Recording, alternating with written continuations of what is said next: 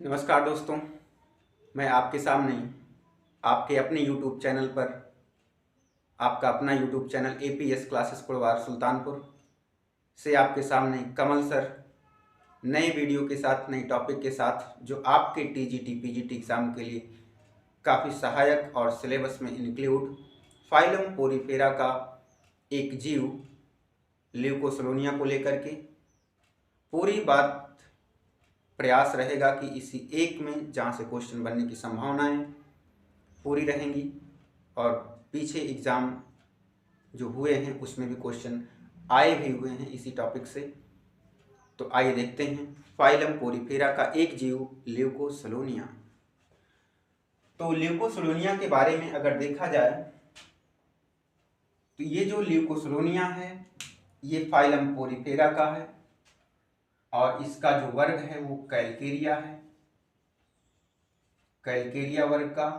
और इसका जो कॉमन नेम वो है आर्गन पाइप, जिसको हम लोग आर्गन पाइप के नाम से जानते हैं, क्योंकि ये क्वेश्चन भी पूछा जाता है कि ल्यूकोसलोनिया का सामान्य नाम क्या है, तो आर्गन पाइप है। और ये जो अगर इसकी बात करें हैबिटाट की, तो हैबिटाट आप देखने के लिए आप इसके पहले का वीडियो क्लासिफिकेशन उसमें आपको अच्छी तरह से बताया गया। फिर भी हम आपके सामने ये सभी क्या होते हैं, मैरीन होते हैं, ठीक है ना, समुद्री होते हैं और जो छिछले जल में पाए जाते हैं। छिछले जल का मतलब ये हुआ कि ऊपर थोड़ा सा पाए जाते हैं। फिर इनमें अगर एक बात करें कि जो पोरीफेरा संघ के जीव हैं वो सभी कैसे होते हैं, डिप्लोब्लास्टिक होते हैं। ये डिप्लोब्लास्टिक, और डिप्लोब्लास्टिक होने का मतलब ये हुआ कि ये द्विकोरकी होते हैं। अब द्विकोरकी होने का मतलब इसमें एक आउटर लेयर जिसका नाम पिनेकोडर्म और पिनेकोसाइट भी कह सकते हैं, और दूसरी जो इनर लेयर है इंडोडर्म के नाम से, उसका नाम कोइनोसाइट या कोइनोडर्म कहते हैं। तो एक है आपकी पिनेको और दूसरी है आपके सामने कोइनोडर्म। तो पिनेकोडर्म से कुछ बातें हैं आपके साथ। जो पिनेकोडर्म होती है यानी पिनेकोसाइट, वो जीव का एकदम एक आउटर लेयर होती है जिसमें काफ़ी सारे पोर पाए जाते हैं, काफ़ी सारे छिद्र पाए जाते हैं, और उस जिस सेल से बनता है उस सेल को पोरोसाइट कहते हैं, और उस छिद्र को आस्टिया के नाम से जानते हैं। और उसका जो मेन फंक्शन होता है, उसका फंक्शन है कि उसके जो पोषक पदार्थ हैं, ऑक्सीजन हैं, वो सब उस पोर के माध्यम से, आस्टिया के माध्यम से उसके अंदर कैनाल सिस्टम में जाते हैं। तो कैनाल सिस्टम जो है, और पोरीफेरा संघ का एक मुख्य लक्षण भी कैनाल सिस्टम है, कैनाल का पाया जाना, नाल प्रणाली का पाया जाना। और एक विशेष लक्षण है, उस लक्षण को भी आगे देखते हैं वो क्या लक्षण है कि जो पोरीफेरा संघ में पाया जाता है। तो पोरोसाइट से जल न्यूट्रिएंट्स जितने हैं सब अंदर आते हैं, और आने के बाद एक ओपनिंग होती है इसकी जिसका नाम है आस्कुलम, और आस्कुलम से जो एक्सेस वाटर होता है, जो एक प्रकार से वेस्ट मटेरियल के रूप में होता है, उसको उसी से बाहर निकालते हैं। और एक अच्छी बात आपके सामने होगी, इसमें जो नाल प्रणाली पाई जाती है वो किस प्रकार की नाल प्रणाली होती है, आइए देखते हैं अभी। तो यहाँ पर जो पिनेकोडर्म है, इसमें जो पोरोसाइट कोशिका से छिद्र हुआ, छिद्र के साथ सब कुछ मटेरियल आया। उसके बाद जो इसमें कोइनोडर्म है, और ये कोइनोडर्म ही जो कोइनोसाइट कोशिका है, इसी से संबंधित इसका मुख्य लक्षण है। अभी आपको बताते हैं आगे। तो यहाँ पर एक बात हम और देखें इसके साथ कि ये जो आपका मीजेनकाइम, इसमें जो एक मध्य त्वचा होती है उसे मीजेनकाइम के नाम से जानते हैं। तो मीजेनकाइम में क्या होता है, तो मीजेनकाइम का जो मतलब है, इसको मध्य त्वचा के रूप में भी जानते हैं। तो मीजेनकाइम में कुछ अमीबीय कोशिका और कंटिकाएं होती हैं, और वो अमीबीय कोशिका अपने कूटपाद तथा अपने कार्य के आधार पर काफ़ी सारी कोशिकाओं में बढ़ती है।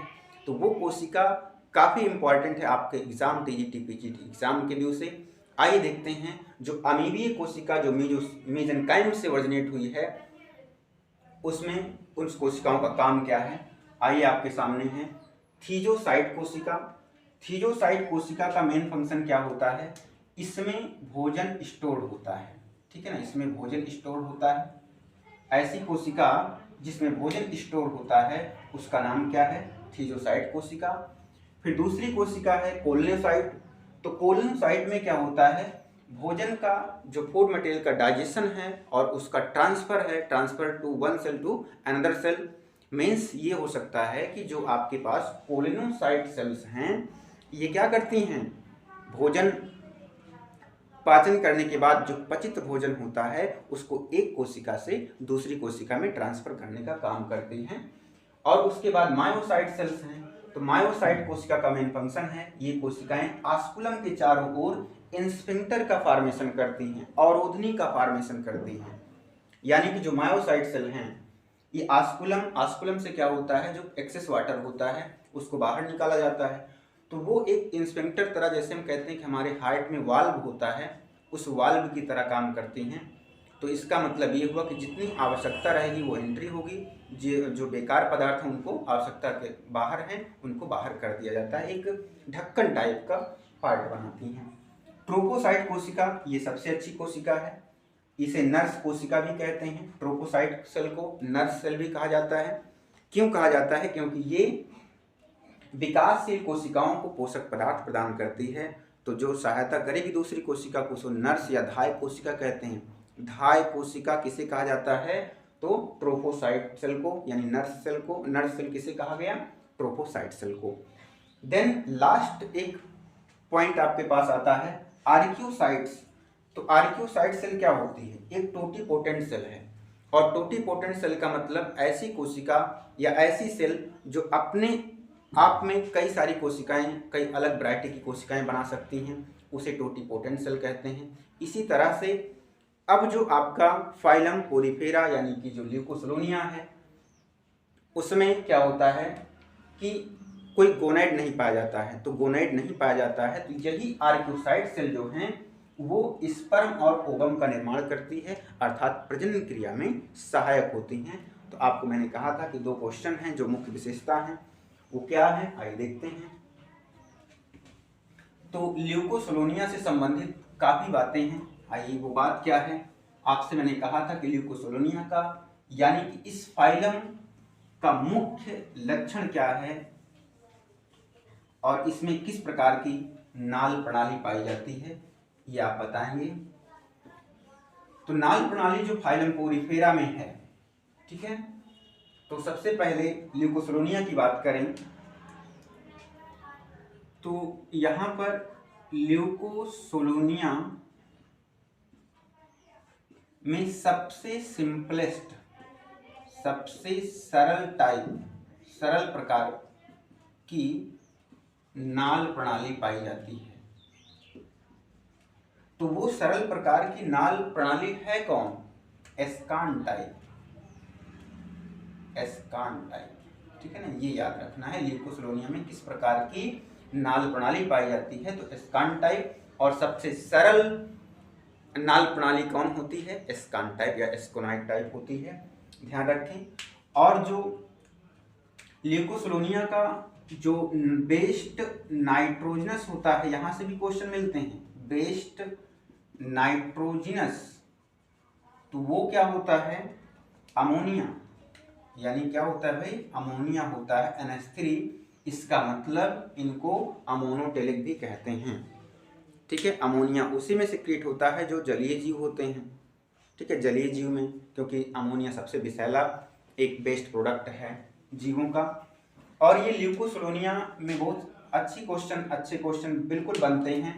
इसके पास ल्यूकोसलोनिया कैसा होता है, ये किस प्रकार का जीव है, तो ल्यूकोसलोनिया जो है ये हम कह सकते हैं मोनोइसियस होता है। क्या होता है भाई, मोनोइसियस होता है। अब मोनोइसियस का मतलब एक लिंगाश्रयी या एक लिंगी। अब एक लिंगी का मतलब क्या होता है, मोनोसियस का मतलब क्या है, तो मोनोसियस का मतलब ये होता है कि जीव एक हो लेकिन उसमें मेल और फीमेल दोनों पार्ट एक ही जीव में उपस्थित हों, उसे बोलते हैं मोनोसियस। यूनिसेक्सुअल अलग है, मोनोसियस अलग है। बाइसेक्सुअल अलग है, डायोसियस अलग है। तो इस बात पर बिल्कुल गौर करिएगा, क्योंकि यहाँ पर कंफ्यूज होने के चांसेस ज़्यादा रहते हैं। तो इसके बाद इनका जो न्यूट्रिशन होता है, इनका भोजन क्या होता है, ठीक है। इनका भोजन जो होता है, किसे ये अपने भोजन में यूज करते हैं, तो वो भोजन इनका है, प्रोटोजोवन भी है। अपने से छोटे को सभी मारते हैं, तो ये भी प्रोटोजोवन को मार रहे हैं, डायटम्स को मार रहे हैं, और कुछ बैक्टीरिया हैं जो इनके भोजन के रूप में ये लोग ग्रहण करते हैं, इनको खाते हैं, ठीक है। और इनमें लास्ट पॉइंट की बात करें जो काफ़ी हेल्पफुल, काफ़ी इंपॉर्टेंट होगा, इसकी रिप्रोडक्शन से। तो रिप्रोडक्शन में क्या होता है, तो रिप्रोडक्शन में यानी जनन इसमें दोनों तरह का होता है भाई। दोनों तरह का जनन मतलब कौन, एसेक्सुअली रिप्रोड्यूस भी करते हैं और सेक्सुअली रिप्रोड्यूस भी करते हैं। Asexual by external method by budding, ठीक है ना, बाई बडिंग, यानी कि मुकुलन द्वारा इसमें कुछ उभार निकले होते हैं, वो टूटकर अलग होकर के नई कॉलोनी का फॉर्मेशन। और सेक्सुअली रिप्रोड्यूस बाई सिनगैमी, ठीक है ना, संयुग्मन द्वारा क्या करते हैं, सेक्सुअल रिप्रोडक्शन करते हैं। अब बात आती है फाइलम पोरीफेरा की मुख्य विशेषता की। और मुख्य विशेषता तो एक तो नाल प्रणाली थी, ठीक है, लेकिन दूसरी विशेषता क्या है वो भी बहुत ही इंपॉर्टेंट होती है, कभी कभी एग्जाम में पूछा जाता है। तो फाइलम पोरीफेरा की मुख्य विशेषता कौन या क्या, तो इसकी जो मुख्य विशेषता है वो है, अब मैंने शुरुआत में बताया था कि कोएनोसाइट से निर्मित कॉलर और कीप कोशिका, कीप सेल्स यानी कीप कोशिका का पाया जाना ही इसकी मुख्य विशेषता है। अगर आपको बात सारी समझ में आई, टॉपिक समझ में आई, तो अगर आप पहली बार देख रहे हो चैनल पर, आए हो इस चैनल पर, तो आप चैनल को जरूर सब्सक्राइब करें और शेयर लाइक करना ना भूलें।